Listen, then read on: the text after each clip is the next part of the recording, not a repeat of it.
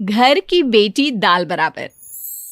Anya dance करने में उस्ताद। एक स्टेप जो वो देख लेती तो हूबहू उसे उतार देती।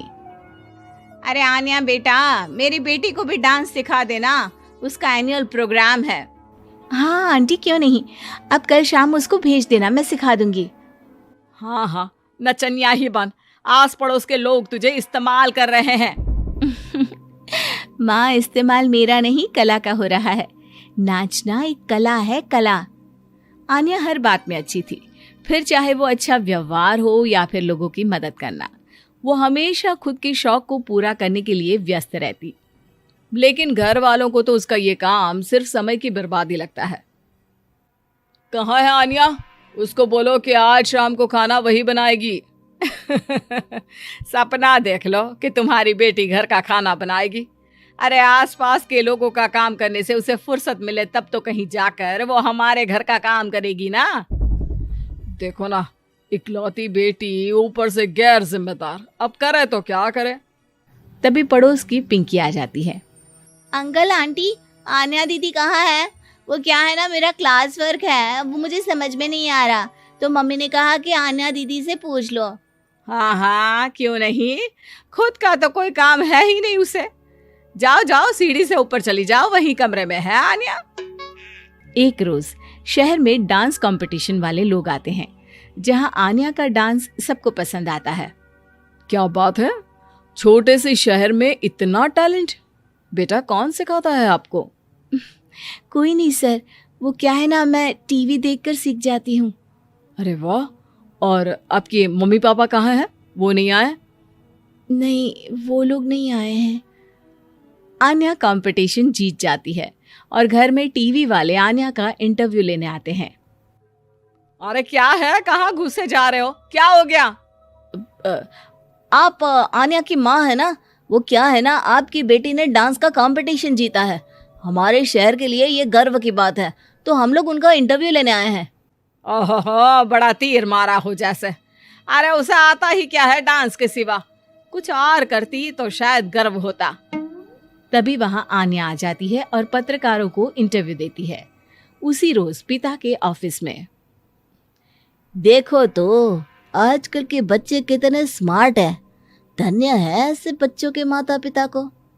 और किस्मत वाले होते हैं ऐसे माता पिता, वरना मेरी बेटी तो किसी काम की नहीं, सारा दिन बस नाच गाने में ही दिमाग लगाती रहती है।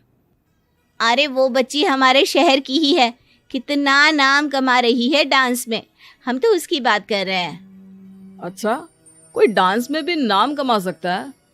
अरे दे देना भाई पेपर की कटिंग, दिखाऊंगा आन्या को भी मैं।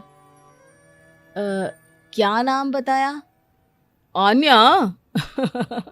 यही तो नाम है मेरी बेटी का, आन्या शर्मा। बड़े उम्मीद से रखा था कि कुछ अच्छा नाम कमाएगी, लेकिन नहीं। आजकल के बच्चों को माँ पापा की इमोशन की कदर है क्या? अरे ये देखिए, इस बच्ची का नाम भी आन्या शर्मा ही है, जो पूरे शहर का नाम रोशन कर रही है। पिता अखबार देखते हैं तो सामने बेटी की ही फोटो रहती है। लेकिन ये क्या, जिस फोटो को देखकर हर कोई गर्व कर रहा था, पिता को उस पे कुछ भी खास दिखाई नहीं देता। हमारी ही औलाद है ये, पता नहीं कब कहाँ जाकर नाम लिखवाती है, मुझे तो पता भी नहीं है। अरे शर्मा जी, जरा मिलवा दीजिए ना अपनी बच्ची से, मैं अपनी बेटी को भी ऐसा ही बनाना चाहती हूँ। मेरी बेटी को कुछ टिप्स दे देगी करियर को लेकर। अच्छा, ये दिन आ गया आपकी बेटी के, ले आइए कभी भी, लेकिन बाद में अफसोस ना करिएगा। सभी को आन्या के पिता की बात पर हैरानी होती है कि इतनी टैलेंटेड लड़की के माता पिता आखिर उससे चाहते क्या है। पिता घर आते हैं और माँ से कहते हैं, पता है तुम्हारी लड़की क्या कर रही है, या फिर ऐसे ही व्यस्त रहोगी हमेशा? अरे पता है मुझे, पर आपको कैसे पता चला? अरे कुछ पत्रकार आए थे, पता नहीं कहाँ कौन सा कंपटीशन जीत कर आई है।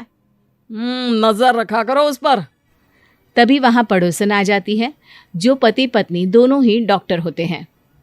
नमस्ते भाभी, बधाई हो आपको आन्या की कामयाबी की। भाई भगवान बेटी दे तो ऐसी। कहाँ है वो? सच में आपको ऐसा लगता है कि भगवान ऐसी बेटी दे? तो ले जाइए ना अपने साथ, रखिए 2-4 दिन, खुद ही पता चल जाएगा। और नहीं तो क्या, सारा दिन करती क्या है, कहाँ रहती है, हमें तो कुछ पता नहीं होता, ना बताती है ना पूछती है। खैर देखिए, वो वक्त अब गया जब माता पिता बनकर बच्चों की परवरिश की जाती थी। अब तो बच्चों को साथ बिठाकर बात करना जरूरी है। वो क्या कहते हैं, बच्चे के दोस्त बने। तो क्या आप दोनों अपनी बेटी के दोस्त हैं? हाँ, बस अब यही बाकी रह गया था। खैर बताइए, क्या काम है आपको? वो क्या है ना, मैं और मेरे पति दोनों को ही इमरजेंसी कॉल आ गई है अस्पताल से। मेरी बेटी आन्या की अच्छी दोस्त है, तो मैं क्या उसे आन्या के पास छोड़ दूं अगर वो फ्री है तो? माँ कुछ बोलती उतने में ही आन्या आ जाती है। वाह आंटी, क्यों नहीं, मैं फ्री ही हूँ, आप निश्चिंत रहिए, मैं उसका पूरा ख्याल रखूंगी। थैंक्स बेटा। वो अपनी बेटी उनके घर छोड़ जाती है, जो आन्या की उम्र की ही होती है। ये क्या मजाक है आन्या? हम लोगों को सोना भी होता है और हर घर का अपना कायदा होता है। मुझे बिल्कुल पसंद नहीं है कि तुम किसी को भी घर में घुसा लो।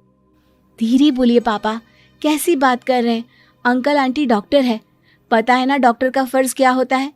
अगर वो किसी की जिंदगी बचा रहे हैं तो क्या हमारा फर्ज नहीं बनता कि हम भी उनकी किसी न किसी तरह से मदद करें? आपको तो पता है घर पर अकेले रहना कितना अनसेफ है। हाँ, तो दुनिया को सेफ करने का जिम्मा तू नहीं ले रखा है? अरे बहुत महंगे अस्पताल के डॉक्टर हैं वो लोग, खूब पैसा मिलता होगा, लेकिन ये नहीं कि मेड रख ले। क्या कहती आन्या, कैसे माँ पिता को समझाती कि किसी की मदद करना कोई बुरी बात नहीं है। खैर कुछ महीनों बाद आधी रात को माँ जोर जोर से चिल्लाकर आन्या के कमरे में जाती है। बेटा बेटा आन्या, पापा के सीने में दर्द हो रहा है, बेटा कुछ कर। हाँ माँ, मैं डॉक्टर को फोन करती हूँ। आन्या डॉक्टर को फोन करती है, लेकिन माँ डॉक्टर को तो आने में काफी वक्त लग जाएगा, मैं पिंकी के पापा को बुला लाऊं? अरे वो नहीं आएंगे बेटा, वो लोग बहुत बड़े डॉक्टर हैं और हम लोगों के पास इतने पैसे भी नहीं है। माँ, मैंने डांस कंपटीशन में जो पैसे जीते थे वो है मेरे पास, आप चिंता ना करें, बस पापा का इलाज करवा ले। आन्या के कहने पर वो बड़े डॉक्टर ना सिर्फ आन्या के पापा का इलाज करते हैं, बल्कि उन्हें ठीक करके घर भी ले आते हैं। आज मैं सिर्फ अपनी बेटी की वजह से बच गया। भगवान सबको ऐसी बेटी दे।